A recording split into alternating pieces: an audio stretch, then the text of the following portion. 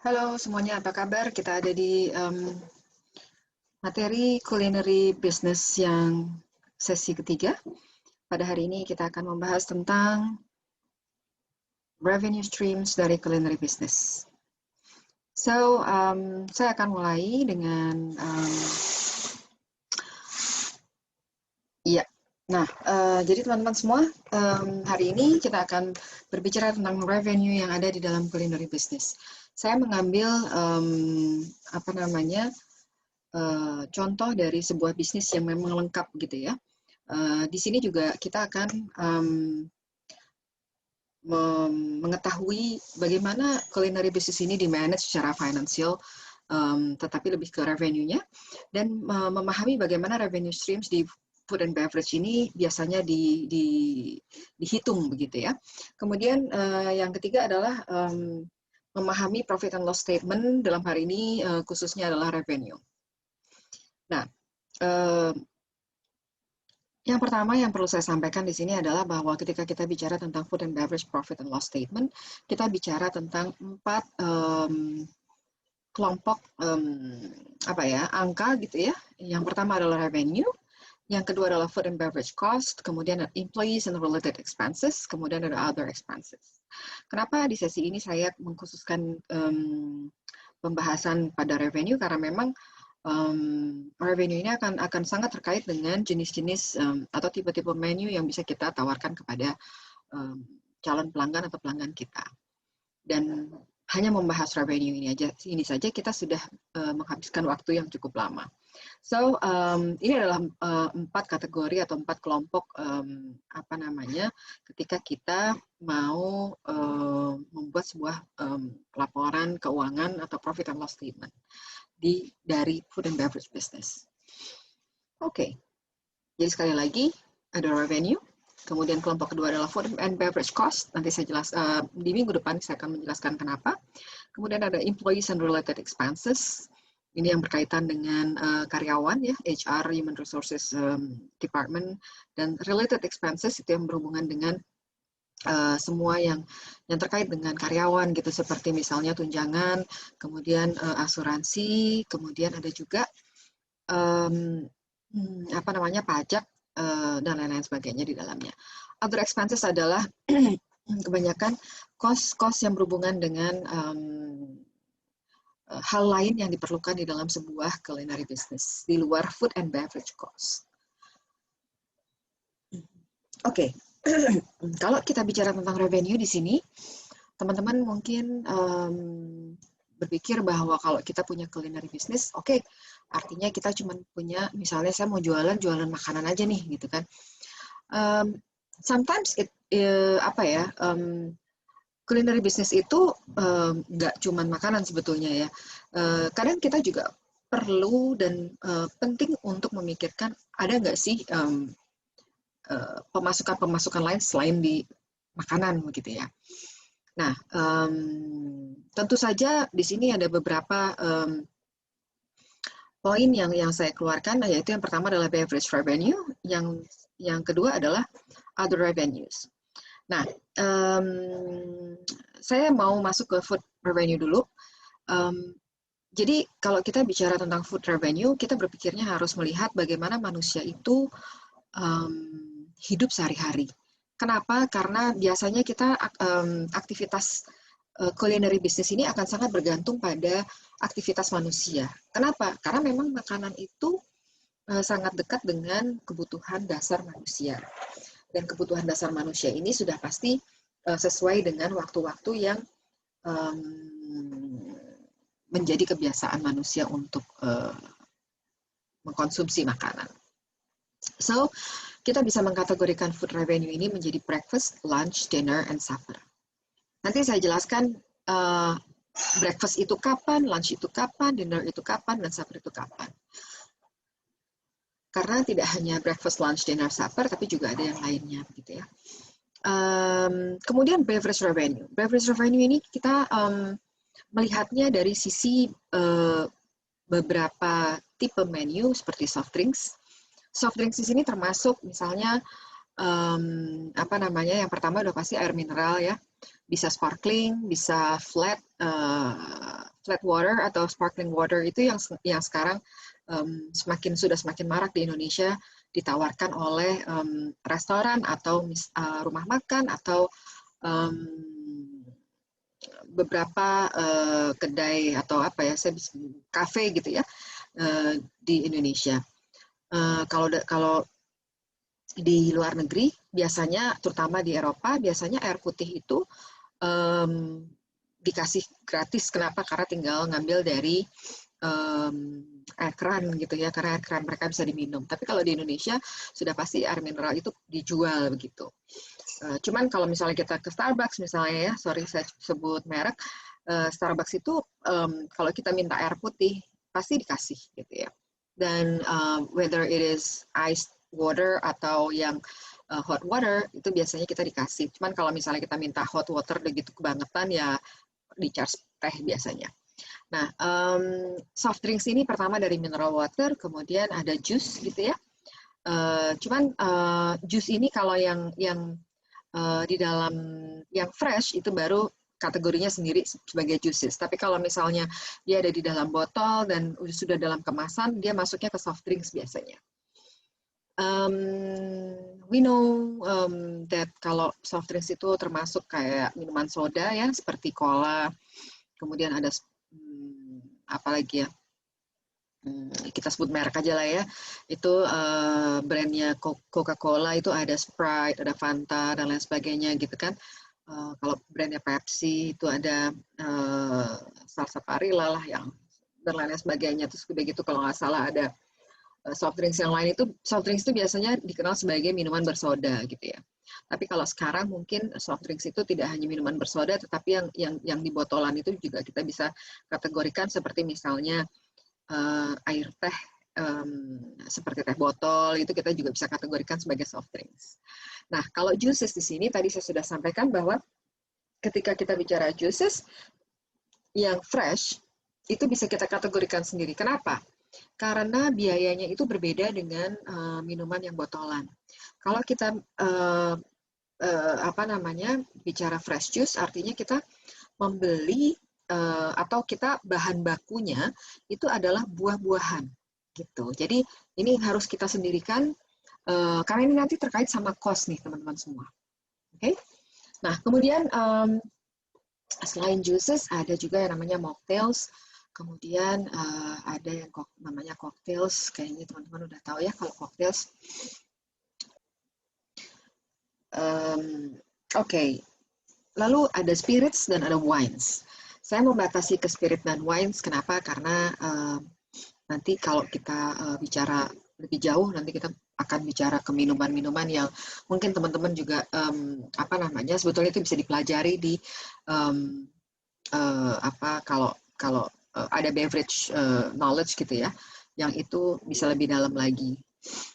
Kemudian kita bicara other revenues. Nah, other revenues ini apa sih sebetulnya?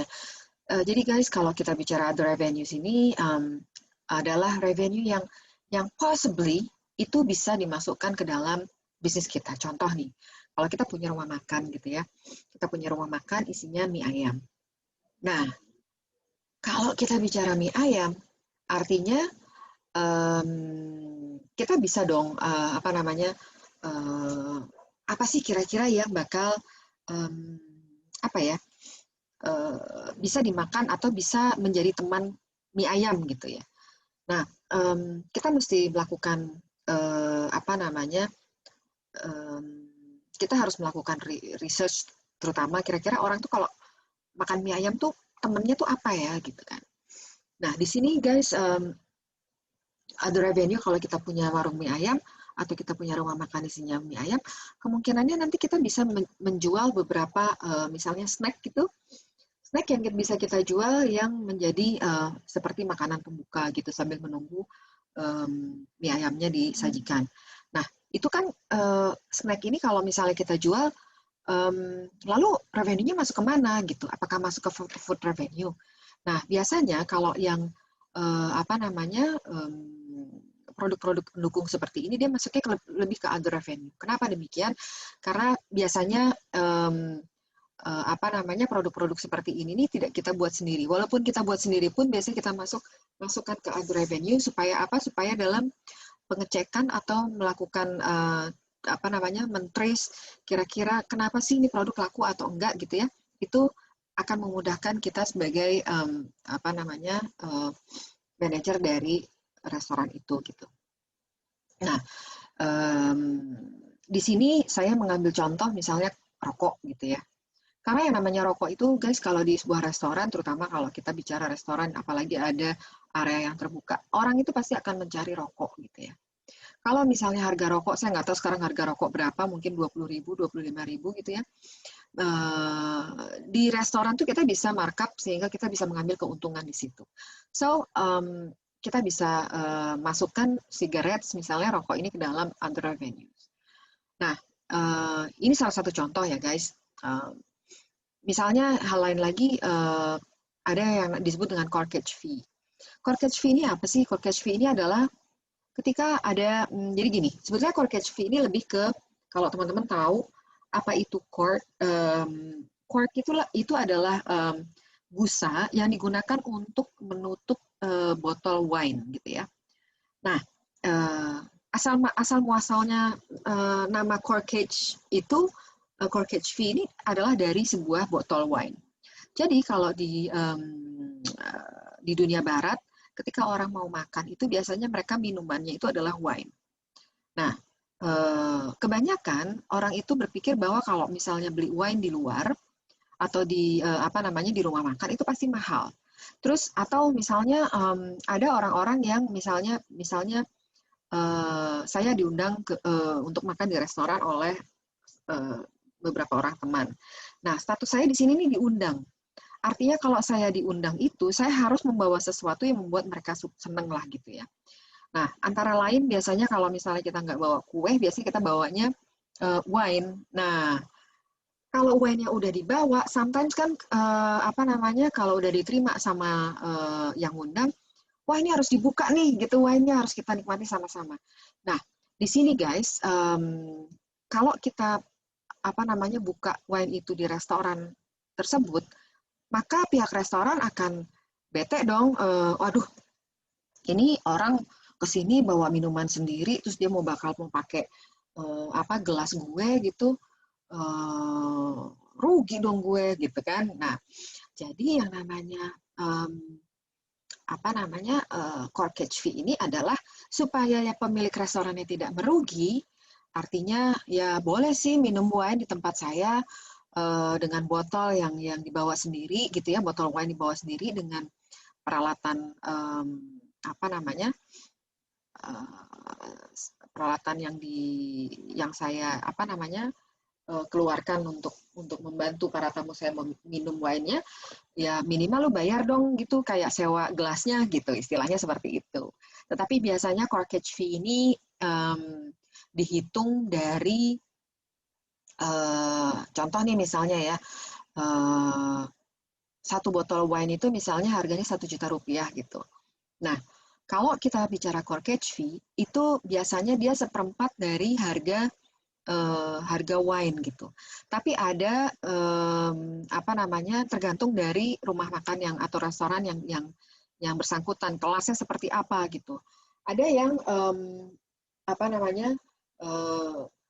kalau saya dulu ya, waktu saya dulu di Bali, saya kalau mengenakan corkage fee itu bayangannya itu kalau harga wine-nya kira-kira sekitar 200.000 gitu ya, misalnya itu zaman dulu banget soalnya, maka corkage fee-nya 100.000 gitu.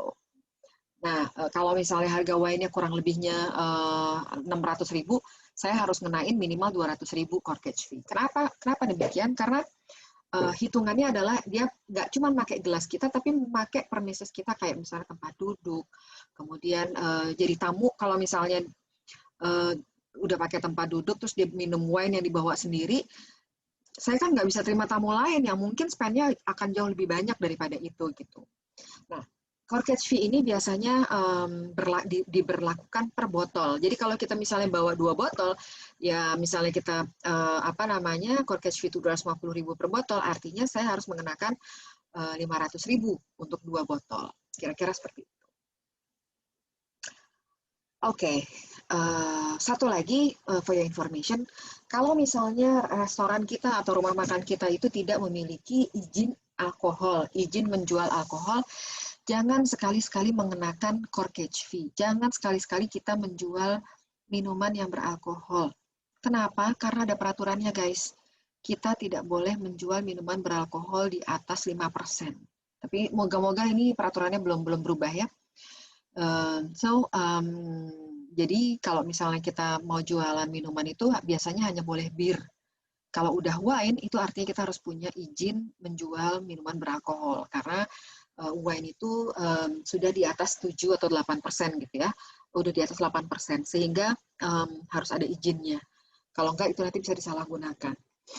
Jadi kalau misalnya kita nggak punya izin, sebaiknya kalau ada orang yang membawa minuman dari luar dan itu minumannya beralkohol, sebaiknya tidak diperkenankan untuk dibuka di restoran kita. Karena nanti bukan tamunya yang kena, yang kena adalah tamunya sih anak-anak aja, dia bisa minum segala macam. Tapi yang kena nanti adalah kita sebagai pemilik restoran atau rumah makan. Yang ketiga adalah rental space gitu ya. Nah, rental space ini macam-macam guys. Nanti apa namanya? Mungkin nanti akan saya jelaskan lebih lanjut di slide-slide selanjutnya ya. Kemudian many other possible revenues ini yang dimaksud adalah ketika kita tahu-tahu gitu ada ide untuk menjual sesuatu yang tidak ada di dalam food, tidak ada di dalam beverage. So you need to think kira-kira apa sih revenue lain yang bisa kita jual untuk restoran atau rumah makan kita. Oke. Sekarang kita masuk ke food revenue supaya saya bisa jelaskan lebih lanjut bagaimana food revenue itu dimanage oleh sebuah restoran atau sebuah culinary business. Nah, yang pertama yang ingin saya sampaikan di sini adalah food revenue ini dibagi berdasarkan tipe dari menu yang ada. Nah,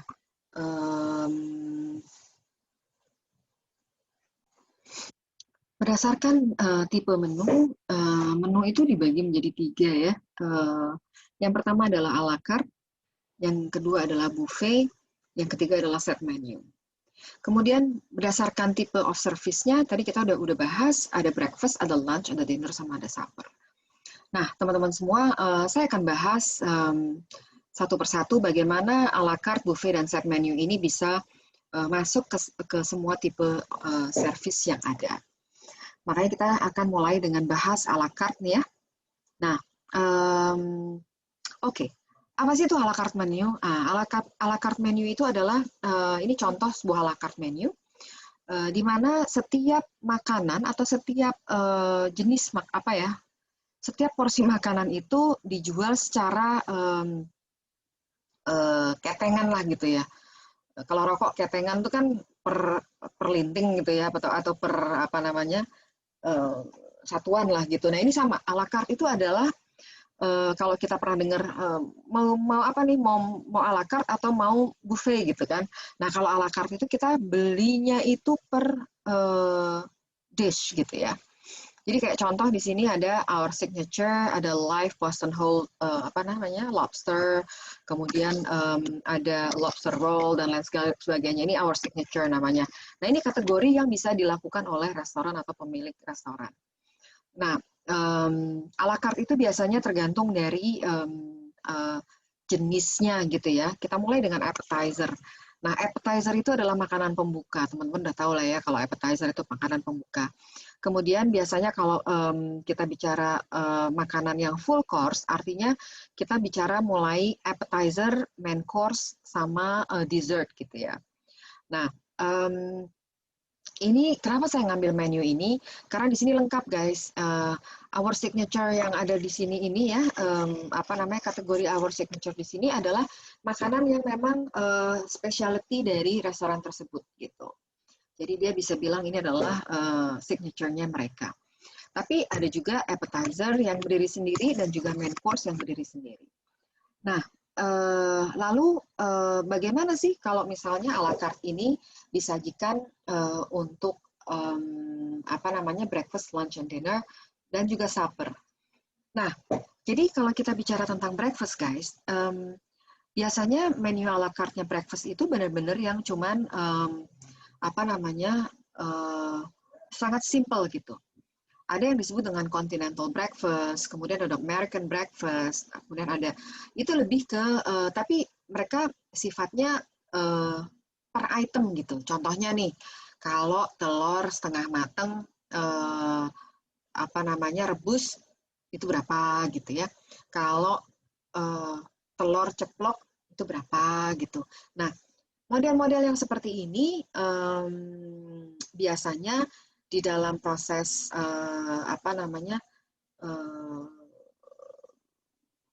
pembelian oleh pelanggan kita, kalau di sebuah restoran yang individual yang bukan di dalam sebuah hotel, itu lazim dilakukan. Jadi mereka benar-benar ketengan gitu.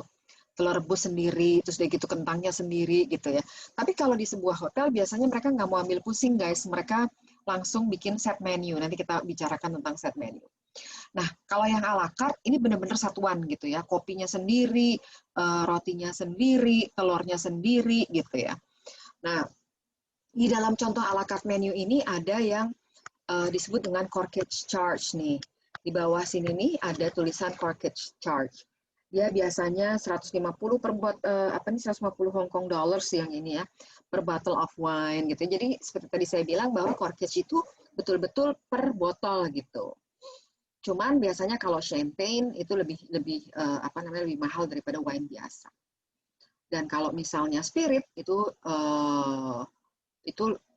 biasanya sih lebih mahal lagi gitu ya. Karena kalau spirit tuh minumnya bisa lama, terus udah gitu nggak kemana-mana nanti orangnya ya, di situ aja terus gitu. Terus kita nggak dapet revenue yang lain, kan nggak lucu. Nah, intinya adalah kalau kita bicara ala carte-nya kayak begini gitu. Boleh nggak kita misalnya ada menu breakfast sendiri yang ala carte? Oh, boleh banget.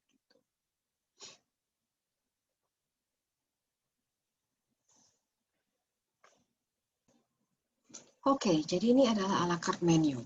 Oke, nah kita lanjut ke contoh ala carte menu yang orang Indonesia. Nah, guys, kalau orang Indonesia itu biasanya ala carte menunya itu kalau yang tadi kan kita lihat ada ada appetizer, ada main course gitu kan.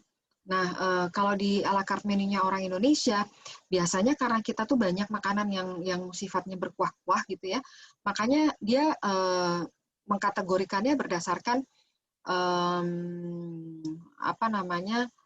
kategorinya Indonesia gitu. Jadi kayak misalnya ini sebetulnya ini bisa dibilang kalau dibilang appetizers nggak juga gitu guys.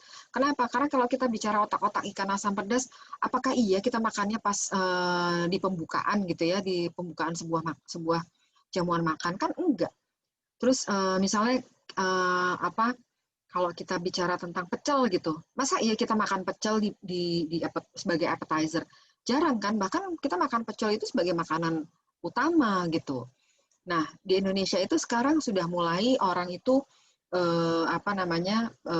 mengadopsi cara-cara Eropa untuk makan gitu. Makanya di menu jadi mereka bikin kategori-kategori yang seperti sama gitu sama makanan-makanan di dunia barat gitu. Mulai dari appetizers, kemudian ada soupsnya gitu. Cuman herannya kalau di Indonesia, kalau di sana kan, kalau di Eropa atau di Amerika, kalau kita bicara appetizer sama soup, artinya kita sangat mungkin pesan appetizer, habis itu soup, habis itu main course. Nah kalau di Indonesia, kebayang nggak kalau kita makan soto buntut atau sop buntut gitu, udah sama nasi, terus harganya tuh di sini aja sebagai contoh aja harganya udah 128.000. Kayaknya makan sop buntut doang aja kita udah kenyang gitu. Sementara kalau di luar negeri makan sup itu it's very little dan kita makannya juga memang nggak satu porsi yang besar gitu ya. So, tapi Indonesia sudah mulai melakukan pengkategorian seperti ini gitu. Ada ala carte menunya. Nah, selanjutnya saya akan beralih ke buffet menu. Buffet menu ini guys, kita tahu semua bahwa buffet itu kita bayar sekali, terus dari itu kita udah kita bisa makan semuanya. Nah, biasanya harganya itu ini ya guys, udah dipatok gitu, yang bener-bener untuk dewasa berapa, untuk anak-anak berapa gitu ya, kemudian untuk senior berapa. Nah, buffet model seperti ini itu biasanya persiapan itu jauh lebih ribet sebetulnya guys.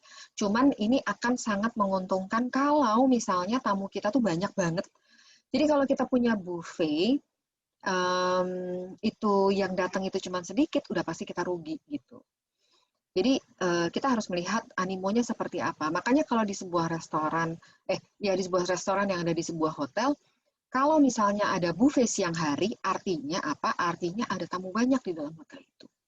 Tapi kalau misalnya nggak ada, maksudnya tamunya jarang, maka biasanya nggak ada buffet. Bahkan malam pun suka jarang ada buffet kalau misalnya tamunya nggak gitu banyak. Kenapa? Karena itu akan akan menjadi waste dan percuma gitu. Nah, kalau misalnya kita bicara sebuah hotel, sebuah restoran di dalam hotel, biasanya leftover dari breakfast pun bisa kita olah lagi gitu untuk jadi buffet lunch. Contohnya salad cornernya breakfast, kalau misalnya nggak habis itu bisa kita masukin lagi gitu di lunch gitu ya. Jadi ini guys buffet ini adalah salah satu solusi yang paling tepat ketika kita punya satu restoran yang memang turnover cover-nya itu ya, tamunya itu tinggi sekali. Tapi kalau misalnya kita cuman setiap hari itu satu servis atau lunch doang gitu, misalnya cuma 50 orang gitu, saya tidak menyarankan teman-teman bikin buffet. Jadi lebih baik dibikin à la carte. Kenapa? Karena pasti cost-nya tinggi sekali dan tidak worth it gitu. Oke. Nah, buffet ini bisa macam-macam, silahkan menunya mau disesuaikan dengan keinginan juga bisa. Ini adalah salah satu contoh di mana gambar di layar kita ini ada Brazilian food, kemudian ada Italian food, ada Japanese, ada Indonesian, ada small plates yang bisa diambil juga, ada dessertnya juga ya kan, ada macam-macam lah di sini. Nah, kita akan beralih ke, ini. Kalau kita bicara food revenue, artinya kita bicara sesuai dengan kategori per service. Saya di sini ada angka 6 sampai angka 1. Maksudnya adalah jam 6 pagi sampai jam 1 pagi gitu ya. Kenapa saya kasih angka begini? Supaya kita enak nih ngelihatnya. Kapan sih sebetulnya breakfast itu gitu ya, dan lain-lainnya. Nah, saya akan mulai dengan breakfast. Breakfast itu di zamannya itu pernah breakfast itu hitungannya pokoknya mulainya jam 7 pagi gitu ya, sampai jam 9 pagi. Seiring dengan berjalannya waktu, kesibukan orang, kebutuhan orang, berkembangnya budaya, orang itu makan pagi, budaya orang itu bepergian, akhirnya yang dari tadinya jam 7 jadi setengah 7. Habis itu dari setengah 7 jadi jam 6. Akhirnya sekarang ini di mana-mana tuh biasanya kalau misalnya restorannya ngejual breakfast, biasanya berkisar antara jam 6 atau jam 7 pagi bukanya, itu sampai jam 10 atau jam 11 siang. Kenapa demikian? Ya karena itu adalah sesuai dengan kebutuhan pelanggannya gitu. Apalagi kalau di kota-kota besar kayak di Jakarta, kita bicaranya adalah kebiasaan-kebiasaan orang-orang itu. Karena kalau di Jakarta ini kan kemungkinannya orang itu bangunnya siang, itu kan sangat besar sekali. Makanya jam breakfast itu biasanya di-extend sampai jam 11 siang biasanya. Cuman yang normalnya itu jam 10 pagi. Nah, lalu lunch itu kapan? Makan siang itu kapan? Makan siang di mana-mana udah dipatok ya. Biasanya jam 12, lalu selesainya itu jam 3 sore gitu. Ini adalah jam-jam krusial kalau kita punya restoran atau kita punya bisnis culinary yang mungkin menyesuaikan jam makan gitu ya. Lunch itu dari jam 12 siang sampai jam 3 itu akan ramai. Tapi kalau misalnya bisnisnya take away, maka mungkin bakal mulai ramai itu sekitar jam 11 siang gitu ya, sampai jam 2 gitu. Tapi pada dasarnya kalau kita punya restoran, ya itu jam 12 sampai jam 3 sore. Nah, kemudian makan malamnya tuh kapan? Makan malamnya tuh biasanya guys, dimulainya tuh 6.30 sampai pukul 10 malam gitu ya. Kenapa nggak jam 11? Memang biasanya orang itu jarang sekali makan di atas jam 9 malam tuh jarang. Kalau nggak kepepet, biasanya kalau misalnya ada tamu, misalnya kalian punya restoran nanti, jadi kita ada tamu datang jam 9 malam, do not expect too much gitu ya. Artinya mereka mungkin tidak akan makan banyak gitu, dan mereka mungkin hanya akan konsum minum atau snack-snack aja. Nah, tapi kalau misalnya di daerah-daerah tertentu seperti di daerah resort gitu ya, yang mana orang tuh banyak berlibur. Nah, mungkin jam 9 malam itu orang masih makan dan biasanya jam makan malam itu bisa sampai jam 11 atau jam 12 malam. Itu sangat tergantung dari areanya, terus peruntukan dari restoran itu tuh apa gitu. Tapi pada dasarnya untuk dinner itu dari jam 6.30 sampai jam 10 malam. Supper itu mulai dari jam 10 malam sampai pagi ya. Nah, paginya tuh kapan? Paginya itu bisa sampai jam 4 pagi sih guys. Tapi yang jelas supper ini dulu itu muncul karena ada kebutuhan orang yang suka clubbing gitu ya, terus dia gitu lapar pengen makan, akhirnya mulailah itu supper gitu kan. Nah, kalau ada yang orang Semarang, suppernya di Semarang itu adalah nasi ayam guys, karena nasi ayam itu bukanya pukul 11 malam. Lesehan di Simpang 5. Nah, itu salah satu contoh supper. Kemudian kalau zaman dulu ya di Hotel Borobudur itu ada bubur ayam gitu ya yang mereka jual untuk supper. Nah, itu terkenal banget tuh zaman dulu banget tapi ya guys. Kalau sekarang mungkin sate taichan gitu ya, yang ada di pinggir-pinggir jalan itu termasuk supper gitu. Tapi ini ya udah jelas target marketnya siapa tuh udah jelas gitu. Memang anak-anak muda yang memang suka hangouts gitu ya. So this is breakfast, lunch, and dinner, and also supper. Nah, di luar itu ada nggak sih? Ada guys. Nah, apa aja sih istilah-istilah yang ada di servis makanan gitu ya? Nah, salah satunya adalah brunch. Brunch itu adalah breakfast dan lunch dijadikan satu. Biasanya ini untuk late orang-orang yang suka wake up late gitu. Kalau mereka wake up late kan biasanya jam 9 baru wake up, baru bangun, kemudian mandi dan lain sebagainya. Paling baru duduk di restoran di sebuah restoran gitu tuh baru jam 11. 10.30 jam 11 itu udah cakep lah gitu. Jarang yang kurang dari itu gitu ya. So brunch ini memang di-create untuk orang breakfast sekalian lunch.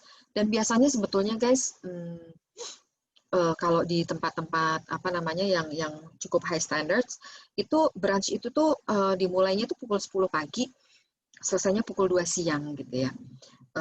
Kenapa demikian? Karena memang biasanya orang udah males kalau misalnya ngapain berlama-lama lagi sampai jam 3 sore gitu kan. Biasanya mereka terus udah pindah ke coffee shop gitu ya, karena mereka ngopi setelah makan. Nah, cuman biasanya kalau misalnya kita pergi ke sebuah brunch itu bukanya mulai 11 siang dan tutupnya jam 3 sore karena menyesuaikan jam makan siang yang selesainya jam 3 sore. Dan biasanya itu sih jam 3 sore juga orang udah tinggal kongko-kongko, udah nongkrong-nongkrong aja gitu, udah nggak makan gitu kan. Nah, ini brunch. Lalu ada yang kita sebut dengan morning tea. Morning tea ini kisarannya antara jam 10 sampai jam 11 siang. Kenapa disebut morning tea? Nah, morning tea ini biasanya terjadi ketika kita berada di lingkungan perkantoran ya guys. Artinya apa? Artinya mungkin kita ada rapat, ada meeting gitu yang dilakukan oleh sebuah perusahaan, maka dia akan ada coffee break. Nah, coffee break itu munculnya sekitar jam 10 guys. Kenapa jam 10? Karena kalau kita munculin jam 9, orang baru aja sarapan gitu. Meeting baru mulai jam 9 gitu kan. So, biasanya kalau morning tea itu jam 10 sampai jam 11 atau berkisar antara jam 10 sampai jam 11. Biasanya cuma 15 menit, 20 menit nongkrong minum teh gitu kan. Ada kudapan sedikit gitu ya, ada snack apa gitu sedikit, terus udah. Kenapa demikian? Karena memang setelah 1 jam atau 1,5 jam diskusi, biasanya orang itu butuh pencerahan. Biasanya orang itu butuh refresh gitu. So, morning tea itu sekitar pukul 10 sampai pukul 11. Jadi istilahnya kalau di meeting-meeting di hotel gitu ya, atau meeting-meeting di restoran mana, yuk coffee break dulu. Nah itu jam 10 tuh coffee break pagi gitu ya. Nah di siang juga ada. Nah di siang itu biasanya coffee break itu bisa antara jam 3 sampai jam 4 atau jam 4 sampai jam 5 tergantung.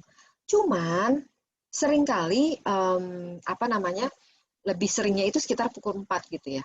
Kenapa demikian? Karena kalau misalnya mereka berhenti pada pukul 3 siang, maka they're kind of losing time di sebuah diskusi yang apa namanya, intens gitu ya. Jadi mereka benar-benar menyelesaikan diskusi, baru mereka coffee break, istirahat gitu ya, dan mereka bisa minum teh atau minum kopi. Nah, di Indonesia minum teh, minum kopi ini biasanya agak sedikit dimajukan menyesuaikan jam sholat asar, guys. Karena memang kebanyakan Muslim ya di Indonesia, lalu menghormati mereka yang beragama Islam, maka jam untuk coffee break sore atau afternoon tea itu biasa disesuaikan dengan jam sholat asar. Sehingga ketika break, yang Muslim bisa langsung sholat asar, kemudian baru mereka minum teh atau kopi. Nah, lalu ada satu lagi nih, tapi konteksnya berbeda. Namanya high tea. High tea itu apa sih? Nah, high tea itu adalah biasanya apa namanya? Sebetulnya ini adalah budaya yang diambil dari budaya Inggris ya, guys. Dimana orang Inggris tuh kalau sore hari itu jam-jam 5 jam 6 itu mereka suka duduk minum teh anget-anget gitu ya. Terus rasanya itu kayak apa ya, enak aja lah pokoknya gitu. Nah itu disebut dengan high tea. Nah makin kesini makin kesini makin kesini banyak hotel-hotel bintang 5 atau restoran-restoran yang apa namanya, yang memiliki level fine dining begitu ya. Mereka grab this opportunity gitu. Jadi mereka bikin menu high tea. To tell you the truth guys, menu high tea ini lebih ke image buat restoran ya, supaya orang di sana ada high tea loh, keren gitu. Padahal sebetulnya guys, kalau misalnya boleh saya apa namanya, evaluasi gitu ya, sebetulnya menu high tea ini hampir tidak ada penggemarnya gitu. Orang datang, orang Indonesia itu biasanya datang minum kopi terus udah gitu. Beda sama di luar negeri, beda sama di Inggris mungkin ya, atau di Eropa atau di Amerika, ketika mereka high tea, ya udah mereka benar-benar menikmati teh dan snacknya di sore hari itu sebelum mereka masuk ke dinner gitu kira-kira. Tapi biasanya kalau high tea ini bisa jadi dimulainya juga lebih awal ya guys, supaya tidak mepet ke dinner juga gitu. Nanti udah kenyang minum teh sama minum makan snack, terus udah gitu mereka dinner pula gitu ya, yang ada perutnya kebanyakan makanan.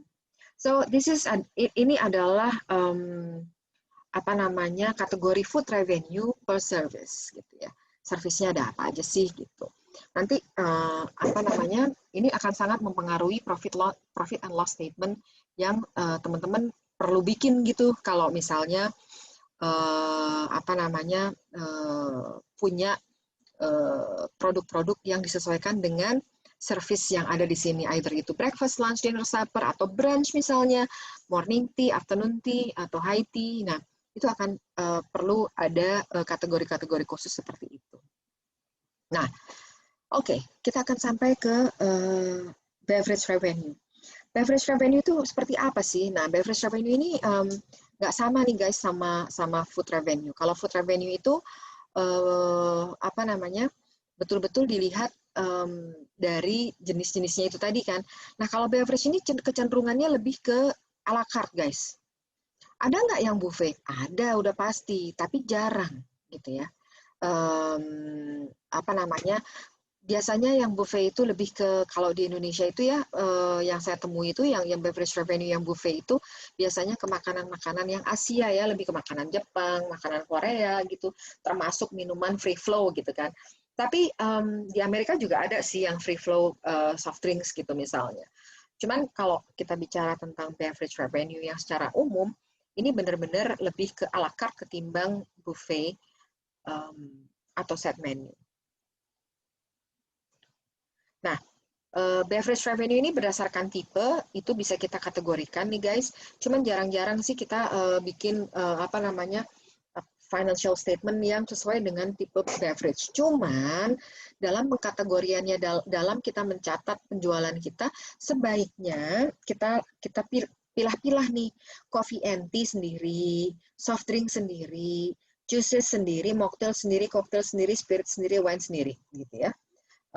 Kemudian kalau kita bicara tentang free flow itu, ada pernah itu di satu momen gitu ya, free flow beverage itu ditawarkan oleh sebuah restoran kalau misalnya ada event gitu. Oke, free flow minuman selama 2 jam per orang sekian gitu. Nah itu ada juga tuh guys. Nah sekarang kalau kita hitung ya, sebetulnya free flow ini lebih memudahkan tamu untuk minum gitu. Cuman dari sisi yang bayar, kalau saya boleh jujur, sebetulnya yang rugi itu yang bayar.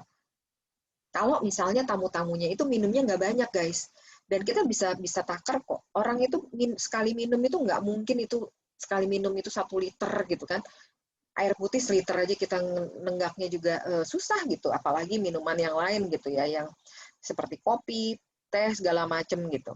Nah, biasanya kalau kita menentukan harga free flow beverage itu akan biasanya sih dihitung misalnya satu orang 4 kali minum gitu, dan itu dipukul rata semuanya.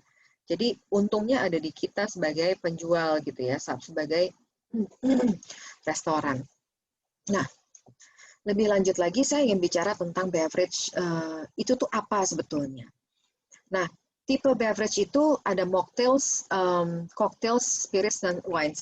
Nah, saya nggak bicarakan tentang coffee, tea, segala macam karena ini sesuatu yang lazim lah ya. Cuman, jus.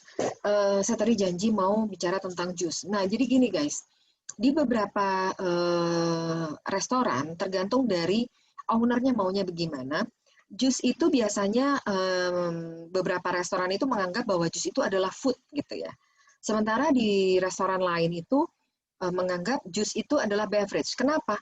Karena bahan dasarnya itu makanan guys, buah gitu. Nah, bahan dasar buah inilah yang nantinya akan menentukan apakah ini mau dimasukin ke beverage atau dimasukin ke food gitu. Tergantung dari manajemennya. Kalau saya jadi seorang pelaku bisnis kuliner, untuk jus ini saya akan memasukkan dalam beverage. Karena apa? Karena gampang kok ngitungnya juga gitu.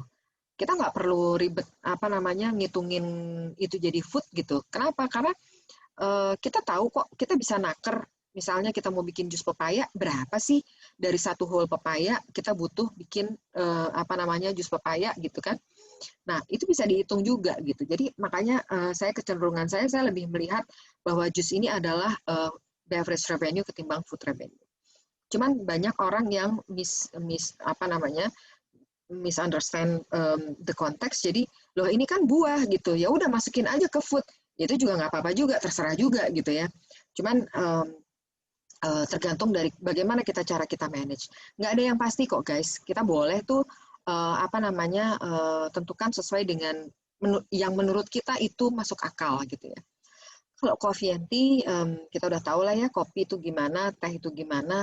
Kalau teh itu bisa kita pakai sachet, per sachetnya berapa gitu kan. Kalau kopi, apakah kita pakai bubuk atau kita pakai biji kopi yang kita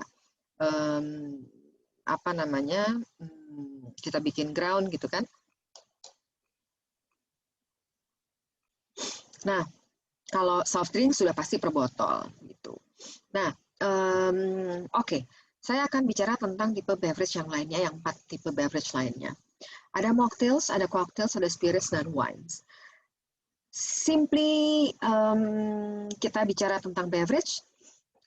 Beverage itu ada yang non-alkohol, ada yang alkoholik. Kalau mocktails itu non-alkoholik dan sisanya adalah alcoholic drinks. Kenapa sih kok itu mocktails non-alkoholik? Nah, di sini saya akan bahas. Mocktails itu apa sih sebetulnya gitu ya? Mocktails itu adalah abbreviation dari mock cocktails. Mock cocktails ini maksudnya adalah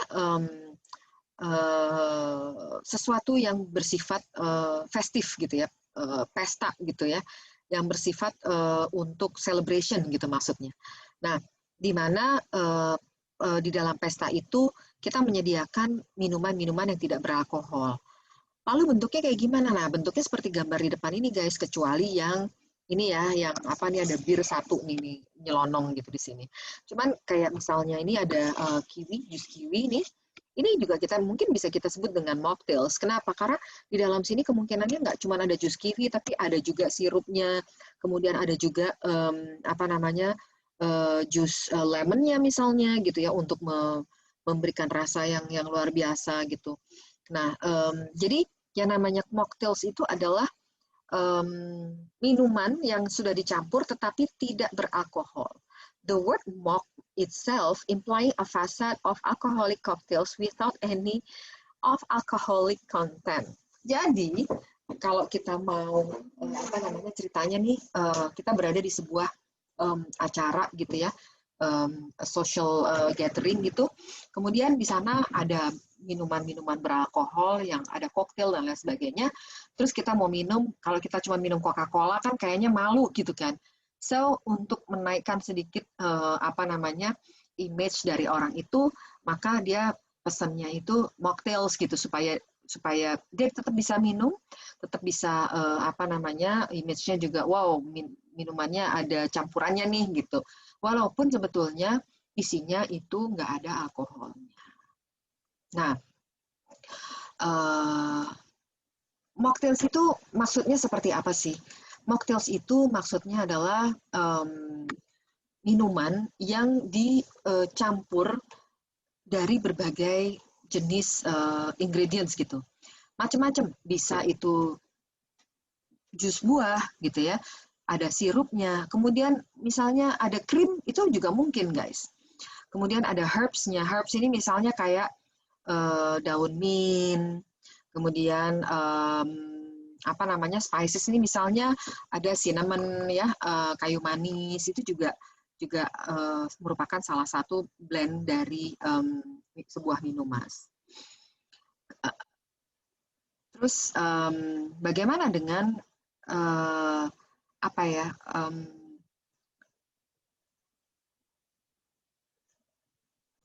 penyajiannya. Nah, penyajiannya ini biasanya mocktails itu memang didesain untuk orang yang memang tidak ingin enjoying alcoholic drinks gitu ya, seperti tadi saya ceritain. Nah, lalu yang selanjutnya kita akan bicara tentang cocktails. Cocktails itu apa sih? Cocktails itu adalah alcoholic beverage yang most American, karena memang cocktails ini mulainya itu ada di Amerika ya, itu tuh seneng apa namanya mengkonsumsi minuman yang dicampur gitu ya, cocktails. Nah, cocktails itu mulainya di Amerika dan sangat cepat menyebarnya itu setelah revolusi. Di sini kekuatannya apa namanya, kekuatannya cocktails ini luar biasa sekali karena spread out sampai kemana-mana gitu ya, sampai ke seluruh penjuru dunia. Nah, kalau kita bicara tentang koktail itu apa sih gitu ya? Biasanya yang disebut dengan koktail itu adalah alcoholic drinks ya, alcoholic spirits, nanti saya akan cerita tentang spirits, itu yang dicampur biasanya lebih dari satu ingredients gitu. Contoh nih misalnya, kalau misalnya teman-teman tahu rum, nah rum itu bisa diminum secara on the rocks itu artinya apa namanya ditaruh di sebuah gelas yang pendek gitu ya seperti ini. Lalu kalau ini sih kebanyakan ya guys, minumnya cuma sedikit aja gitu, satu atau 2 ounces gitu ya. Biasanya sih 2 ounces, 2 ounces liquid itu literannya, sentiliternya saya nggak tahu ada berapa tuh. Tapi coba nanti bisa dicek 1 ounces itu berapa. Kalau nggak salah 25 centiliter kalau nggak salah. Jadi kalau 2 ounces itu jadi 50 centiliter. Lalu kalau kita sebut dengan on the rocks dicampur dengan es batu gitu ya. Nah, tapi ini cuman spirit doang tuh gitu. Nah, Kalau misalnya koktail itu biasanya ada campuran-campuran lain. Kayak misalnya kalau kita bicara cocktails, teman-teman bisa buka tuh, nanti saya juga akan share buku tentang cocktails, gimana caranya dan gimana ngaduknya gitu ya. Nah, kalau kita bicara tentang apa namanya cocktails, biasanya tambahannya itu ada fruit juice-nya juga, terus ada soft drinks juga gitu ya. Kemudian ada sirupnya juga gitu. Terus ada hal-hal apa minuman-minuman pahit juga gitu ya, kayak misalnya aduh saya lupa namanya apa, itu bikin minuman itu jadi pahit gitu, itu juga ada gitu. Nah, kalau cocktails itu biasanya saya nggak tahu kenapa dari zaman dulu itu sudah ada gelas-gelas khusus untuk macam-macam cocktails gitu ya. Jadi kalau misalnya kita mau bikin margarita, jangan pakai gelas yang untuk ini namanya old fashion gitu ya. Yang apa yang saya lingkarin ini namanya old fashion. Nah, jangan pakai gelas old fashion. Kenapa? Karena nggak dapet itu sensasinya minum margarita gitu. Makanya setiap koktail itu ada gelas peruntukannya sendiri-sendiri gitu ya. Nah, lalu kapan sih cocktails itu diminum? Nah, cocktails itu diminum guys sebetulnya sebelum makan atau sesudah makan, tergantung dari konteksnya gitu. Kalau sebelum makan biasanya apa namanya itu untuk aperitif. Aperitif itu apa ya?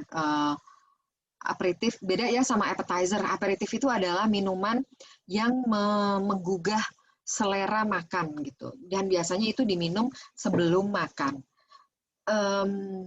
Apakah itu harus cocktails? Enggak sih, cuman kebanyakan orang minumnya cocktails sebelum makan. Biasanya itu apa namanya istilahnya lebih ke kalau di acara-acara besar gitu itu ada standing party dulu, welcoming reception. Nah, itu di situ ada cocktails, terus ada minuman-minuman pembuka yang menggugah selera untuk makan sebelum masuk ke dinner benerannya gitu.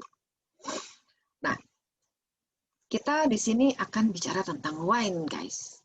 Wine itu apa sih? Nah, wine itu adalah beverage atau minuman yang difermented gitu ya. Bahasa Indonesia saya lupa apa. Difermentasi, ya gitulah ya. Dan wine itu diproduce atau dibuat dari grapes atau dari buah anggur gitu ya. Tapi apakah hanya buah anggur? Enggak guys. Kemungkinannya mencampur dengan buah-buahan lain itu ada. Nah, cuman kalau misalnya wine itu sudah ada takaran-takaran atau ada ininya apa namanya udah jadi dari sananya lah gitu. Dan bukan kita yang membuat wine. Kalau kita mau ngebuat wine, itu akan butuh infrastruktur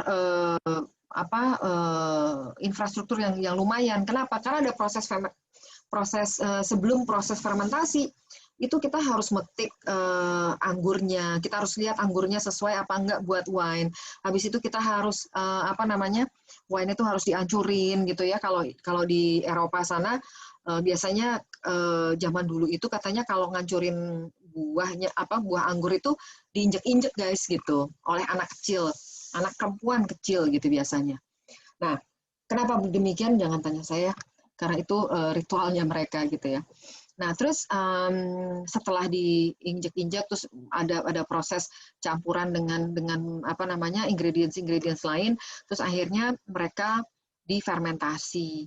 Nah, proses fermentasinya lebih lama guys daripada bir, gitu ya. Ini biasanya ada setelah proses fermentasi ini berlangsung, ada proses aging gitu ya. Proses aging itu adalah naruh si botol ini di satu tempat apa namanya cave itu apa ya di satu gudang gitu ya, gudang wine yang betul-betul temperaturnya segala macam itu diukur supaya si wine ini dia bisa aging dengan baik gitu.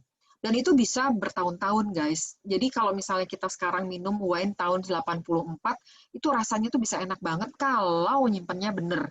Kalau nyimpennya nggak bener itu jadinya jatuhnya jadi cuka. Nah, wine ini kisaran alkoholnya itu antara 9 sampai 16% alkohol by volume gitu ya. Jadi kalau volumenya 1 liter berarti 16%-nya adalah alkohol gitu. Nah, variety dari wines itu ada putih, ada merah, ada rosé, bukan rose ya, ini rosé. Kemudian ada champagne juga. Nah, champagne ini disebut juga dengan sparkling wine. kalau kita bicara wine itu 9 sampai 16%. Nah, oh iya, saya tadi ngomong sparkling wine. Nah, kenapa champagne itu disebut dengan sparkling wine? Sebetulnya champagne dan sparkling wine itu sama. Cuman champagne itu champagne ya, kalau bahasa Inggris, champagne itu hanya bisa untuk menyebutkan sparkling wine yang diproduksi di daerah, nama daerahnya itu Champagne, gitu ya, daerah Champagne yang ada di Prancis. Kalau misalnya sparkling wine itu diproduksi di tempat lain, maka dia tidak boleh menggunakan kata-kata champagne. Harus menggunakan kata-kata sparkling wine. Nah, lalu apa itu spirits? Spirits ini adalah alkohol, kayak model Smirnoff, kayak model whisky, kayak model Smirnoff itu vodka ya guys. Saya nyebut merek aja terus dari tadi. Yang kayak begitu, yang alcoholic drink yang konten alkoholnya itu minimal 20% guys. Biasanya ini adalah minuman beralkohol yang disuling atau distilled drinks gitu ya, kayak whisky, vodka gitu ya, yang tadi seperti saya sebut gitu. Kemudian ada gin, ada setan garing, maaf. Ada gin, kemudian ada rum gitu ya. Nah, biasanya kalau distilled drinks kayak begini, alkoholnya itu ada sekitar 40% di dalam botol. So, spirits ini jauh lebih menohok gitu ya ketimbang wine. Nah, spirits ini adalah, tadi kan saya sudah sebut ya di cocktails, ingredients dari bikin cocktails itu. Jadi kita bisa mixing, kita bisa mencampur minuman-minuman itu menjadi koktail. Kita mencampur spirits menjadi koktail. Nah, beda halnya dengan bir. Kalau bir itu biasanya mungkin teman-teman ada yang udah pernah juga tahu gitu ya. Oh, tapi itu 2017 nih yang 2017 ada yang udah pernah ke multi bintang Indonesia, udah tahu bahwa bir itu dibuat dari barley atau a blend of several grains, dan juga flavornya itu dengan hops. Bunga hops ini membuat bir itu memiliki aroma tertentu gitu ya. Nah, hampir semua bir itu secara natural itu mengeluarkan gasnya sendiri, jadi dia carbonated gitu ya di dalam prosesnya, proses fermentasinya. Nah, jadi ini perbedaannya nih guys, antara spirits, wine, dan bir. Oke, ini tadi other revenue. Nah, tadi saya udah bicara tentang cigarettes, sudah bicara tentang corkage fee. Saya sekarang akan bicara tentang rental space. Nah, rental space ini apa sih guys? Rental space ini adalah, jadi gini, kalau kita punya restoran gitu ya, kalau zaman dulu misalnya kita mau ruangan, atau ada pelanggan kita yang mau ruangan itu tertutup. Nah, makanannya sama tuh sama makanan yang disajikan secara umum gitu ya, tetapi mau ada satu ruangan yang tertutup. Kalau zaman dulu guys, kita harus mengeluarkan rental fee atau rental space fee. Kenapa? Karena ruangan tersebut di-book dan nggak bisa buat siapa-siapa. Kalau zaman dulu benar-benar satu ruangan tuh bisa 1 juta, 2 juta tergantung dari luas ruangannya. Tapi untuk zaman sekarang udah sekitar 5 tahun ke belakang, mungkin lebih ya, 5 tahun lebih ke belakang itu kita sudah tidak menggunakan rental space lagi. Jadi banyak sekali restoran-restoran itu yang punya ruangan-ruangan tertutup. Cuma mungkin teman-teman juga jauh lebih tahu gitu ya. Kalau misalnya kita pakai ruangan itu minimum ordernya sekian gitu. Kayak saya sebut merek di CP itu ada Penang Bistro, ada satu lagi apa sih namanya, Ducking gitu, terus udah gitu ada satu lagi yang baru tuh 1000 Rasa. Itu gitu guys. Jadi oke, saya mau ruangan yang ada di dalam yang itu supaya nggak kelihatan sama orang lain karena kita mau meeting segala macam. Nah, itu biasanya mereka akan bilang oke, boleh, tapi minimum spendingnya 2 juta gitu. Minimum spendingnya 3 juta. Nah, itu itu sering sekali terjadi. Tapi bukan berarti itu rental space itu nggak ada sama sekali. Ini adalah satu opportunity. Kalau sekarang ini kemungkinannya adalah ketika apa namanya, orang datang terus udah gitu mereka cuma mau ngopi, tapi mereka pengen ada space yang khusus buat mereka untuk seperti co-working space, nggak ada salahnya kita jualan rental space juga. So, ini adalah satu kemungkinan dari other revenue. Nah, guys, teman-teman semuanya, kalau misalnya teman-teman punya atau ingin punya sebuah culinary business, other revenue ini harus betul-betul dipikirin apa sih selain food yang bisa menambah revenue kita. Kenapa demikian? Di sesi yang akan datang saya akan menceritakan bagaimana food cost itu akan sangat membuat kita berpikir bahwa kita harus apa namanya, menciptakan revenue streams selain makanan dan minuman itu sendiri.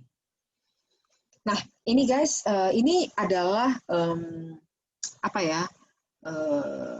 Kalau kita punya financial statement gitu ya di sebuah culinary business, biasanya nih kita bikin financial statement-nya secara rinci itu seperti ini.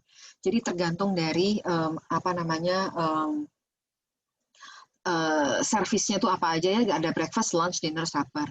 Nah, kemudian kalau misalnya kita punya coffee break, boleh nggak coffee break? Boleh, tapi biasanya coffee break itu ada di others, guys. Kenapa demikian? Karena di dalam sebuah coffee break, itu ada minuman dan ada makanan. So, sometimes kita bingung kan mau dimasukkan kemana. Nah, biasanya revenue-nya itu dimasukin ke others. Tapi secara cost nanti akan tetap masuk di dalam food revenue. Cuman supaya kita nggak bingung ngasih harga minumannya berapa, makanannya berapa, biasanya kita masukinnya ke others. Beda sama high tea. Kalau high tea itu biasanya tergantung dari apa namanya,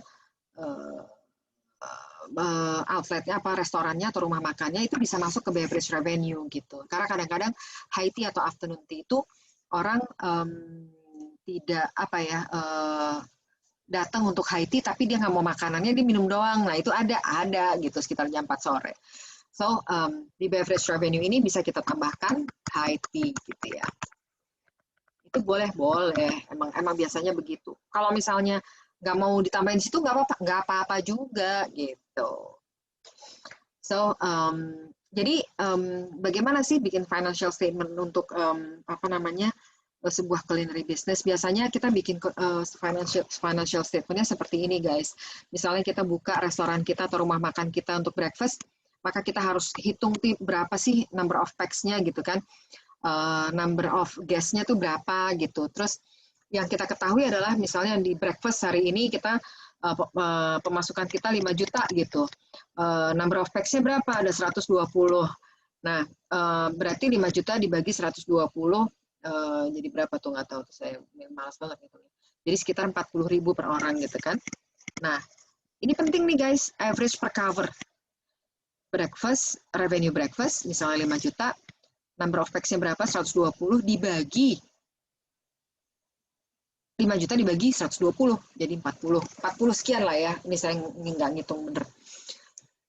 Kenapa demikian? Karena kita nanti akan apa namanya, bisa melihat bagaimana sih spending power-nya orang ketika mereka datang untuk breakfast gitu. Begitu juga lunch, misalnya lunch income kita 10 juta gitu ya, revenue kita 10 juta. Number of packs-nya berapa nih yang datang? Oh, ternyata ada 150 atau ada 200 gitu misalnya. Waduh, berarti average per cover-nya cuma 50.000 dong gitu. Berarti kan, wah ini berarti lunch sama dinner mirip-mirip nih. Klien kita tuh cuma bisa spending 40-50.000. Nah, di sini akan sangat menentukan jenis dari menu yang kita harus jual gitu guys. Kalau misalnya sampai contoh nih ya, kalau kita bicara tentang apa namanya, misalnya dinner gitu ya, berapa income-nya? 20 juta. Tamunya berapa? 200 gitu, 200 orang. Waduh, berarti average per cover-nya berapa? 100.000 gitu kan? Karena kan 20 juta dibagi 200 orang gitu, 100.000. Waduh, wah berarti orang itu datang dinner itu untuk spend money nih guys gitu. Nah, di sini akan menolong kita sebagai pemilik restoran untuk apa ya istilahnya upselling gitu. Kalau di lunch, ya mereka spending power-nya cuma 50.000. Tambahin dikit-dikit, dipaksain dikit-dikit juga bakal nggak mau nih gitu kan. Tapi kalau dinner, nah ini kesempatan nih karena spending power-nya lebih gede gitu misalnya. Dan seterusnya. Nah, total revenue ini, total food revenue itu sangat apa namanya, tetap dihitung gitu ya, dan average cover secara general. Ini kalau di manajemen di bagaimana memanage sebuah culinary business ini sangat penting guys. Karena apa? Karena memang kita jadi bisa mengukur spending power orang itu seperti apa gitu. Terus nanti kalau misalnya ada orang nanya, restoran lo tuh berapaan sih gitu. Kita udah tahu breakfast 40.000, lunch itu 50.000 per orang gitu ya, dinner itu 100.000. Kita jadi bisa cerita sama orang, oh kalau di tempat gue ini kok rata-rata per orang itu spendingnya 70 ribuan. Oh, jadi orang ada bayangan kalau mau ke restoran kita gitu. Beverage different ini ya guys, different issue gitu. Karena beverage ini kecenderungannya orang lebih banyak pesan beverage daripada food gitu. Tapi tergantung areanya ya guys. Cuman kalau di daerah Jakarta Selatan, Jakarta Pusat, biasanya beverage itu tuh sangat diminati oleh pelanggan kita, dan mereka kalau makan gitu biasanya pesan minum tuh bisa 2-3 gelas gitu. So the same thing, cuman ini memang harus dipisahin. So kalau misalnya orang kan ada tuh yang datang tapi cuman minum doang gitu ya. Nah, itu juga ada. Nah, itu bisa dikalkulasi juga sebagai beverage revenue. Nah, ini mirip-mirip lah ya cara ngisinya gitu sama food revenue. Dan other revenue ini biasanya kita nggak ngitung dalam satu hari ada berapa sih corkage fee gitu. Ya misalnya ada 4 botol, ya udah 1 juta aja gitu. Nah, ini catatannya 4 botol itu biasanya ada di lembaran lain gitu ya. Nah, kalau kita bicara financial statement di sini yang direkapitulasikan, biasanya di dalam profit and loss statement yang final, kita ngelihatnya kayak gini nih guys. Jadi totalnya yang tadi tuh, kalau di sini ada total ya, food revenue berapa, beverage revenue berapa. Nah, biasanya kalau kita lihat financial statement yang masternya gitu, biasanya kita nulisnya ada food revenue, ada beverage revenue, dan other revenue. Dan begini cara nulisnya gitu, cara ngitungnya. Kira-kira seperti itu guys. Thank you so much, and semoga sesi kali ini bisa memberikan pencerahan gitu ya, bahwa ternyata kalau kita bicara tentang culinary business itu kita mesti pahami dulu bagaimana sih caranya kita membuat sebuah